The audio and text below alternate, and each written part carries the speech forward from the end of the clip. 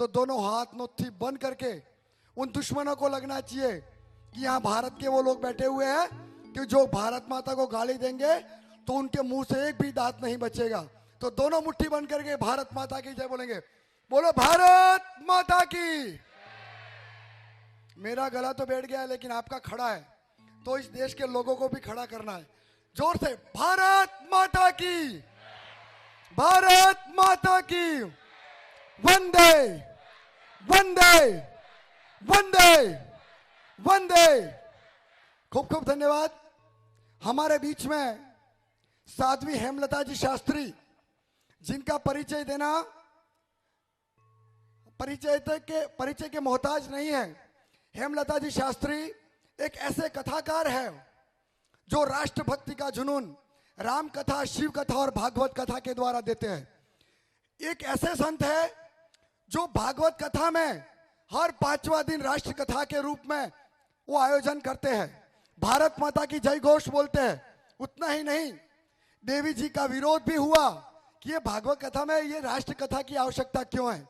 देवी जी ने शेरनी की तरह दहाड़ के बोला कि जिस देश में जिन कथाओं में राष्ट्र की बात नहीं होती, जिस शिक्षण में राष्ट्र की बात नहीं होती, जिस समाज में राष्ट्र की बात नहीं होती, जिन लोगों के बीच में राष्ट्र की बात नहीं होती, उस समाज, उस राष्ट्र, उस शिक्षा का कोई अस्तित्व नहीं है। मेरी कथा बुलानी हो तो बुलाओ, लेकिन मैं अपनी भागवत कथा में मैं एक दिन राष्ट्र कथा जरूर करूंगी। ये बात उन्होंने संकल्प के साथ में कही। ये सानिध्य हमको मिला है परम पूज्य स्वाति हेमलता जी शास्त्री का। भारत कथा का हम आयोजन पिछले 3 साल से सोच रहे थे, लेकिन कई लोगों से बात की, इतना बड़ा आयोजन सपोर्ट चाहिए। तो इस बार नीलकंठ भाई और उनकी टीम हमें मिली और बोला आप भारत कथा का आयोजन करिए, हम आपके साथ खड़े। फिर उनके साथ में मिलकर ये बड़ा दृश्य, आज भारत की संस्कृति के दर्शन हम कर पा रहे। हमारे बीच में ऐसे ही वक्ता श्री नंदकिशोर जी शर्मा, राष्ट्रीय स्वयंसेवक संघ, जिसको कौन नहीं जानता। एक छोटा सा परिचय, राष्ट्रीय स्वयंसेवक संघ क्या है। 5 बच्चे जिनको लेकर एक कार्य शुरू हुआ। एक स्कूल में तुम्हारे जैसे बालकों के बीच में गुलाम देश किसी रानी की जन्मदिन पर मिठाई का काम चालू था, मिठाई बांटने का। उसमें एक बच्चा खड़ा था और उसको मिठाई दी गई और उस बच्चे मिठाई हाथ में पकड़ी और थोड़ी देर बाद कचरे के डब्बे में फेंक दी।